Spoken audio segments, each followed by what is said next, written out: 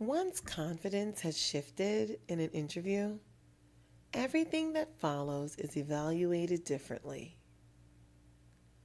Up to this point, the interviewer has been observing. They've been listening and calibrating. But now the interview has crossed an invisible threshold, not because of a bad answer, not even because of a mistake, because the interviewer is no longer sure how much structure this candidate brings when certainty isn't available. And this is usually the moment when candidates decide to talk about failure. From the candidate's perspective, this feels like the mature choice. They want to show self awareness, they want to show growth, and they want to be honest. They believe that acknowledging failure will rebuild trust, that it will humanize them. So, when the interviewer asks about a challenge or a difficult situation, the candidate leans in. They share a story about something that went wrong.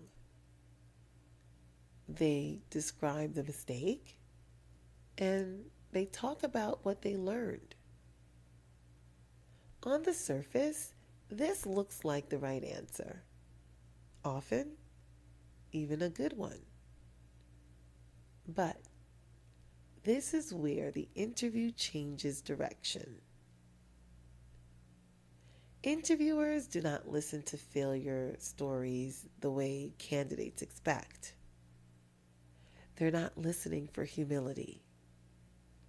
They're not even listening for vulnerability. They are listening for pre-failure judgment. Specifically, what did this person notice before things went wrong? As the candidate speaks, the interviewer is silently tracking how risk was assessed, how uncertainty was handled, and how decisions were framed at the time. And this is where many failure stories quietly collapse. The candidate focuses on outcome, on effort, on reflection after the fact. But the interviewer is asking a different question entirely. Would this person recognize the same risk earlier next time? If that answer isn't clear, the failure stops sounding like growth and starts sounding like exposure. Let's return to the interview. The candidate has already shown some uncertainty in earlier answers. Now, they share a failure story. They explain what happened. They describe the impact. They emphasize learning. But they never clearly articulate how the situation was assessed before the failure. The interviewer listens carefully. They nod. They thank them for being open. Then something subtle happens. The follow-up questions change.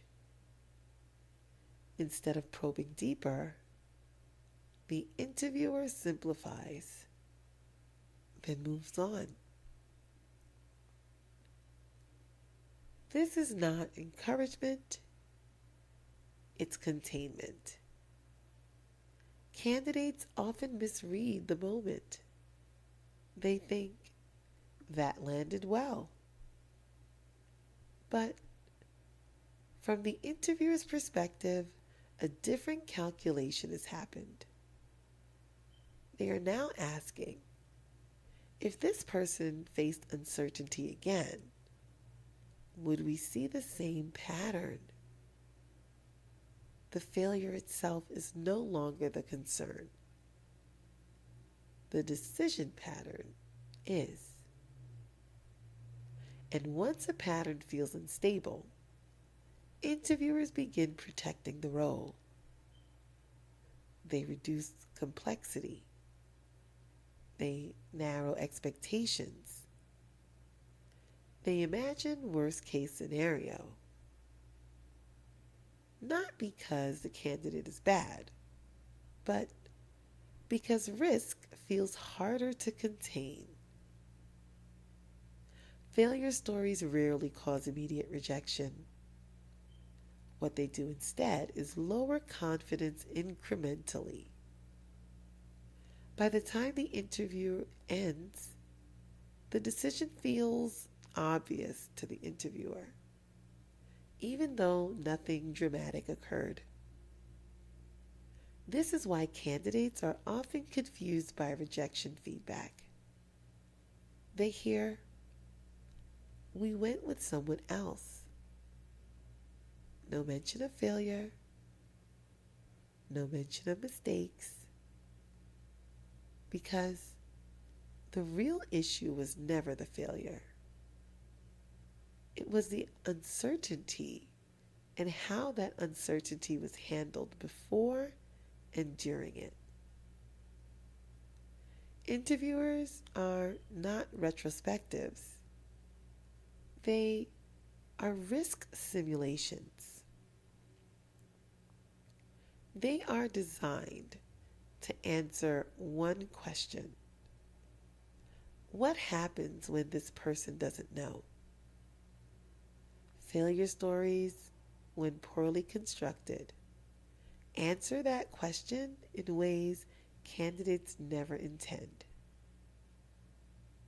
They show effort, they show resilience, but they don't show calibrated judgment. And judgment, not experience, not effort, nor honesty, is what interviewers rely on when making uncertain hiring decisions.